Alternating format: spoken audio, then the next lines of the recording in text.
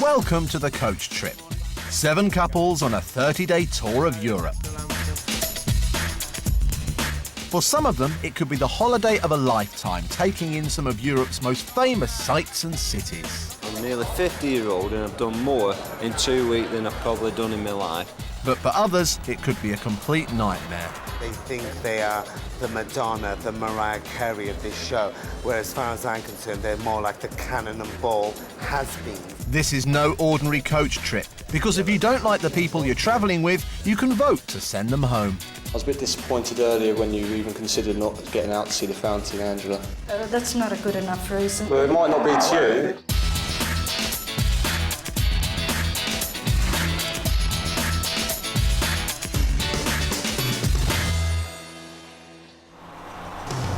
Currently travelling on the coach trip are Trevor and Paul. Without a doubt, we must be some kind of ambassador. I mean, how better could we put ourselves across from the UK than sending Paul and Trev out? Yeah, I think on a mission. Pete and Barbara. Because really, it doesn't matter how many films you see and pictures, you just can't get the same perspective as when you actually see it and you stood beneath it, really. Angela and Eden. Whatever makes you laugh, whatever it is, it releases some chemical or something in the brain that's really good for you. They've proved it now, you know. Oh, no, it is true. Bob and Pasquale. The sound of water is really getting my nether regions going. I need the little boys from a safe day. Sally and Emma. Emma doesn't know what she wants. Moses along for an hour, then decides she gets home and she actually wants it, so she goes back and buys it. I've been back to the shop with the orange bag 4 times now and still haven't bought it. Tom and Max. You got that wrong, mate. You got it wrong. I got it right. Shut up, mate. Shut up, you shut up. And keeping all of the passengers informed is Brendan, their tour guide. I think he must have been done something really bad as a soldier, a Roman soldier or a Roman legion, to actually be sent to Hadrian's Wall from a place like this. Yesterday, the coach sped through the city of Rome, where at the Colosseum, Trevor and Paul showed off more than their historical knowledge. I would have been sort of like a Roman who would have had these 2 killed immediately. Sally's allergic reaction at lunch fell on deaf ears.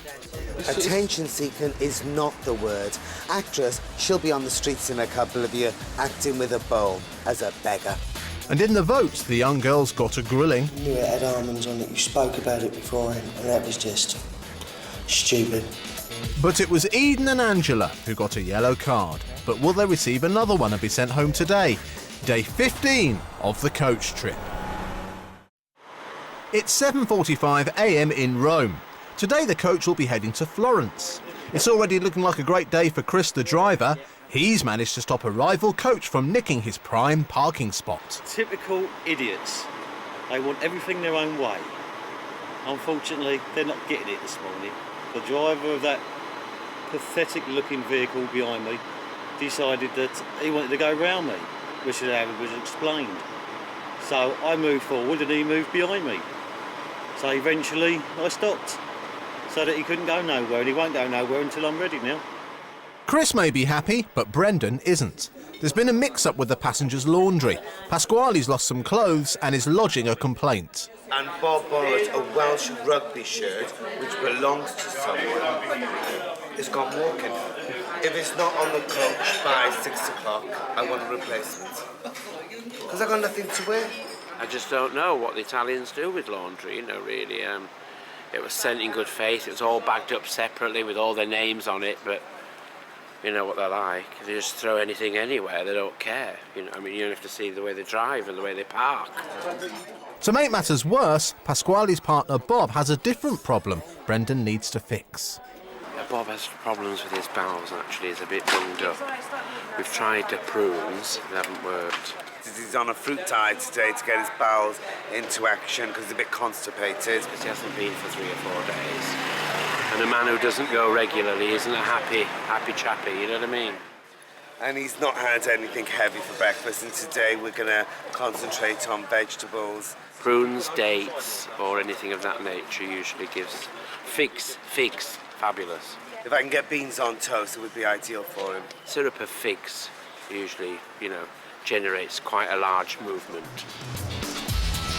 So hopefully Bob will now be able to go, and so does the coach on its 171-mile journey to Florence. Yesterday the trip was supposed to be joined by 2 new passengers, but unfortunately they were delayed.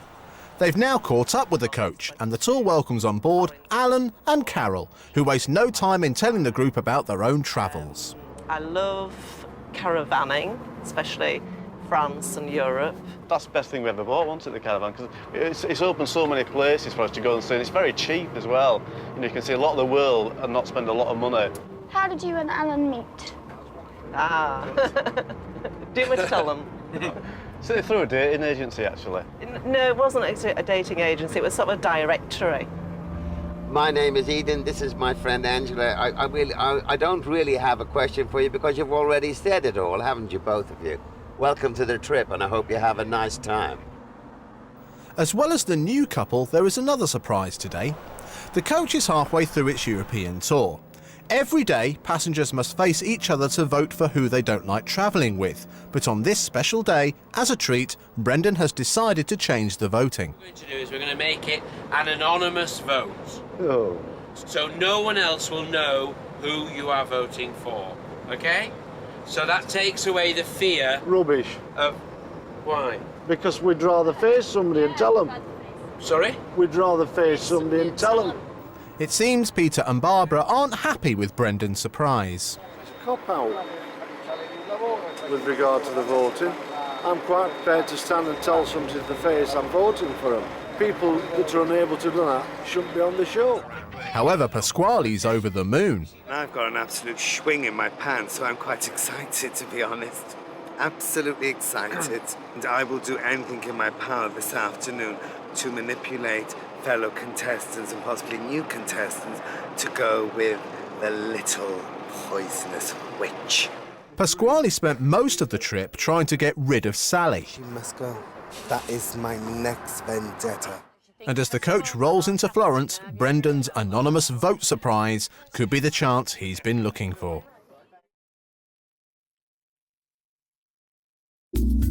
Florence is the capital of the Tuscany region and is considered one of the most elegant cities in the world.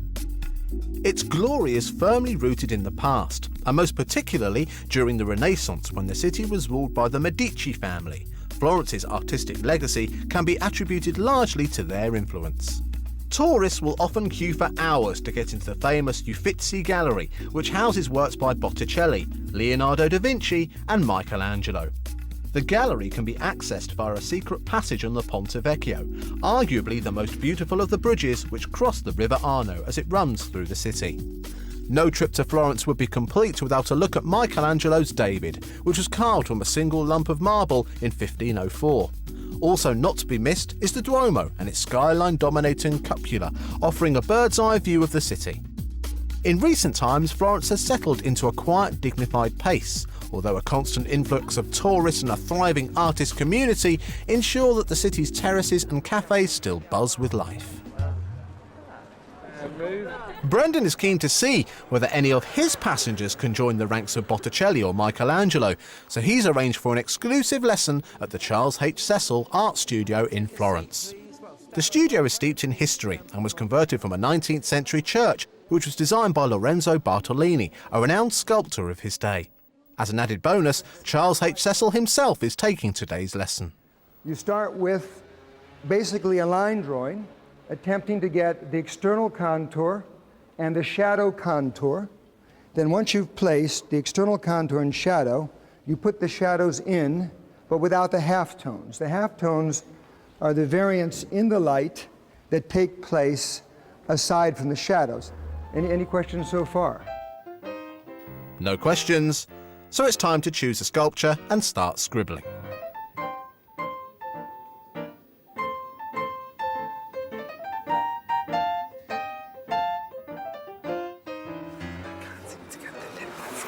This is quite disastrous, but it looks more like basil cabbage.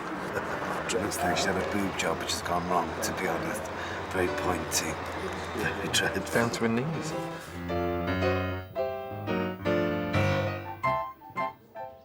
Having not drawn for your sort of school days. I mean, mine were more sort of Lowry-ish. Barbara's had a cig in its mouth. Yeah, he we drew brought it mine. up to date, didn't we? So I spent more time rubbing out his additions on mine.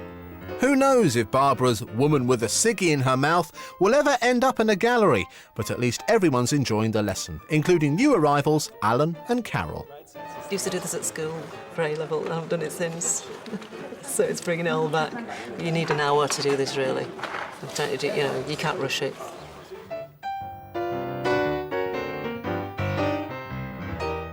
It started off a bit like something out of Star Trek, and then he came over and kind of helped me draw a bit of a chin and got a bit more looking like a person, but more of like a... Drag queen person. Drag queen person, really. At least Emma's drawing has a body, which is more than could be said for Angela and Eden's efforts. I saw their offerings, you get the fits of giggles, and it was like Eden had done this lady, and like her boobs were like 2 saucers. What are theirs? And then, of course, Angela's got this infectious laugh. And you start looking at the drawings, and then you start giggling with her, and then she gets even worse. And before you know, I was just in a corner. I felt a little bit awkward because I felt that we were being disrespectful to the... Well, it just happens. You don't mean to. Studio. It's a load of rubbish. That should be serious, is that? Michelangelo turning his grave, wasn't he, really? Never mind butter jelly.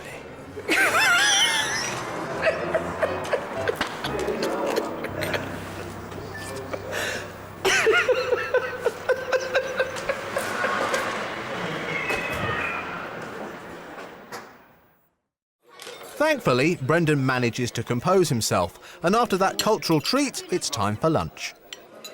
In the past, Angela's table manners have raised a few eyebrows. So today, Trevor and Paul have decided to come up with their own special nickname for her. She's always looking quite hungry and likes her food very much.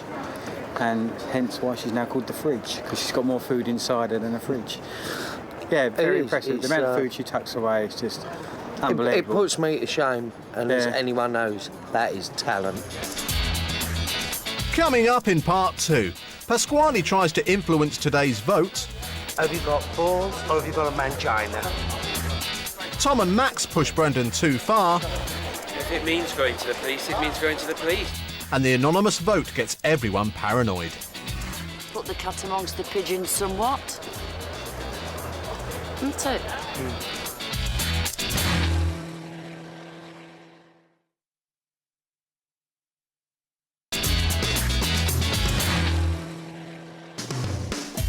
Today the coach has pulled into the Italian city of Florence. So far the group have got to know new arrivals Alan and Carol when they visited an art school and tried their hand at drawing.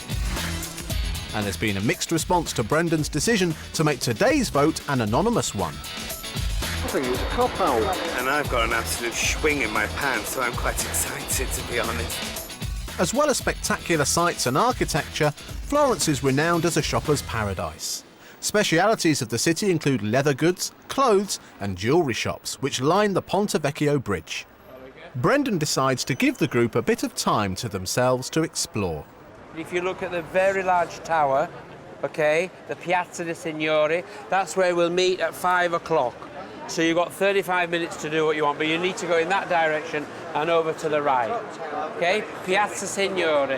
OK, 5 o'clock.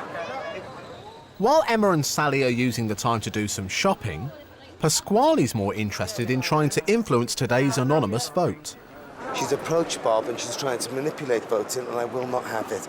I am hoping that the new couple will start to spy Sally as much as I do, because although we're not allowed to discuss tactical plan, they've obviously been doing it, and I'm just coming forward. I am coming forward because she has already approached Bob twice. She won't approach me. She's already been to him, and she started winding him up, and his stomach's already flaring up. Someone else approaching you.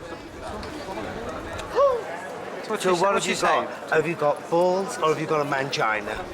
It's 5:45, and despite Brendan's specific instructions to meet back at 5, 2 of the group are missing. We've lost Tom and Max, I don't know where they are.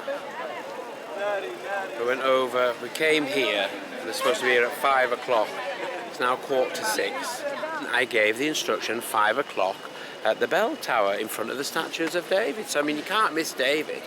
And all the other group, they've all turned up. He speaks fluent Italian. We are told to meet at the biggest point in Florence. No, it's just not, it really is not on. You know, so where have they been? That's what I'd like to know. I don't want to start going to the police yet because it's a bit too early, really. We might find them, but if it means going to the police, it means going to the police. 1 minute after Brendan's headed off in search of them, Max and Tom stroll back to the meeting place. Looking for the rest of the crew. Pretty much got lost. We're a bit late, but we got lost. We followed the instructions and everything. But a worried Brendan is still on the hunt. I mean, I can't see them being in a bar, actually, you know, getting drunk or anything. This is where we were supposed to meet them.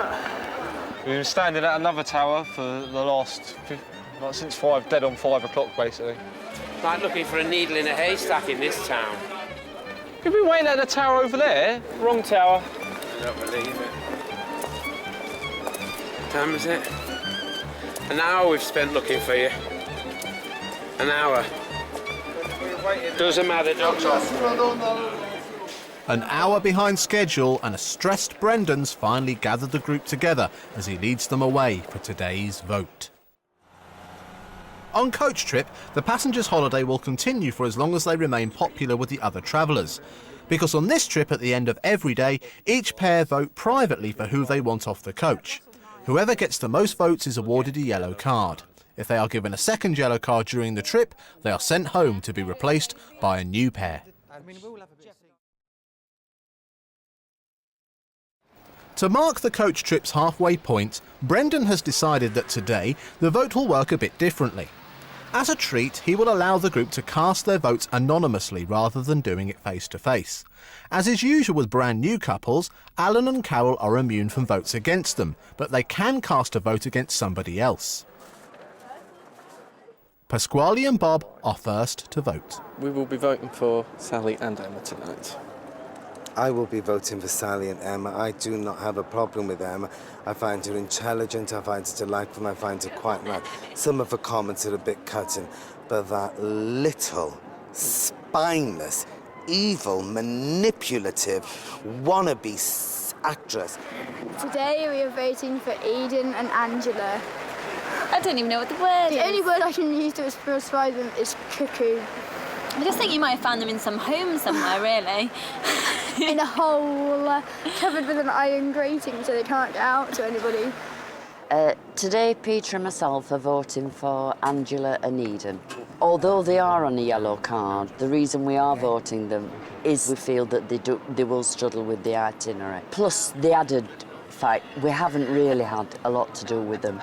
And to be perfectly honest, they're not really our sort of people. Today we're voting for Emma and Sally.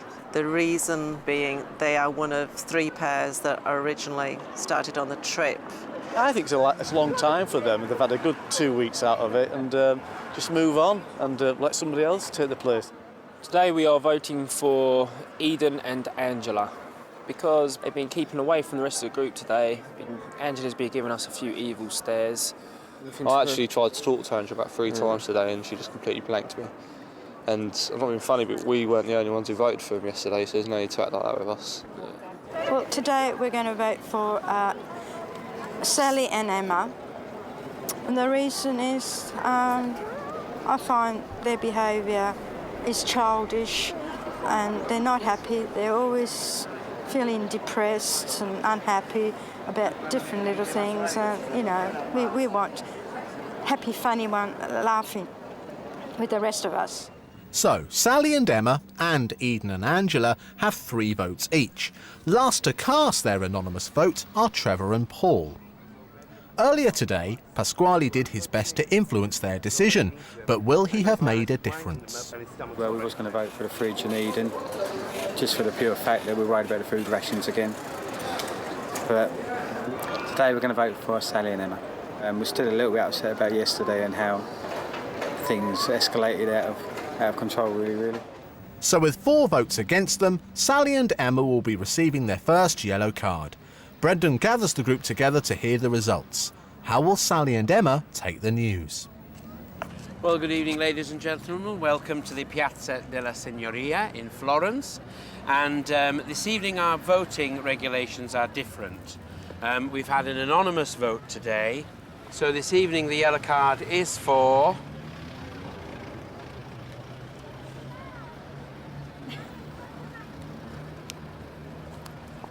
Emma and Sally. Ooh. Thank you. Interesting. Very interesting. The Coach Trip's anonymous vote has given Sally and Emma their first yellow card, and they seem to think there might have been skullduggery at work. Yeah. No, obviously, like, not happy, not upset, just really shocked. Yeah. Don't really know. There's obviously more, maybe something going on than we thought there was. I don't know. Put the cat amongst the pigeons somewhat. Isn't it? No, I didn't expect it at all. Did you? Completely shocked. Squally, you clearly voted for him, don't you? I didn't. I voted for you and Max because I was so worried over you. I was nearly in tears with worry. So I voted for you and Max because I was that worried over you. I nearly was in tears. So there. Sorry, mate. I was that shocked. Cassie, I know you're up to something. You came to Emma and me and said to form an alliance, mate, and you're clearly up to something, mate. I've seen it, mate. Sorry. That's the way I get blamed for everything. Pasquale said he voted for us, but that's a lie, basically. He's acting all shocked, and you can tell by Bob's face that they voted for Sally and Emma. Emma and Sally decide to confront Pasquale. I'm sorry, Pasquale, but you must have voted for us. If you didn't vote for us, then you need to speak to the production crew. Tom and Then why have we got a yellow card? I'm not running the show. I'm not running the show. What's Bob? That's Bob. The girls aren't buying it, and the plot thickens when Bob claims they voted for Angela and Eden. No, but then you're both lying, because Pat just told us that you voted for the boys. So there's no point, if you're both going to lie to us, at least check your stories. You told us you voted for them, he told us he voted for Tom and Max. So if you're going to lie to us, at least check your stories. It's the end of a very stressful day, and back at the hotel, thoughts are still firmly on Pasquale's scheming. Pasquale has just been a total coward, and people, and him and the boys as well, Trev and Paul, have voted the way that they wouldn't vote if they had to say it to us face to face, because they're too cowardly to do it in the circle. They wouldn't do it, but because of the anonymous voting, they think they can kind of sneak away and get away with it. I knew Pasquale was going to love it. Perfect opportunity to backstab. It was a prime opportunity for him. The reason we got voted tonight was because of Pasquale's playing his little game, and he blatantly lied to our faces. To be honest with you, if it wasn't a TV programme, I think I would have ended up fighting with Bob and Pasquale. I would have actually swung for one of them at the time. He's a coward. I've never met a more cowardly person in all my life. Next time on Coach Trip, the Italian adventure continues with some sightseeing in Pisa, and the insults come thick and fast at voting time. Not given a reason. I've never met a more cowardly, conniving creature than Pasquale in my life. You're rich, you two. You really are rich.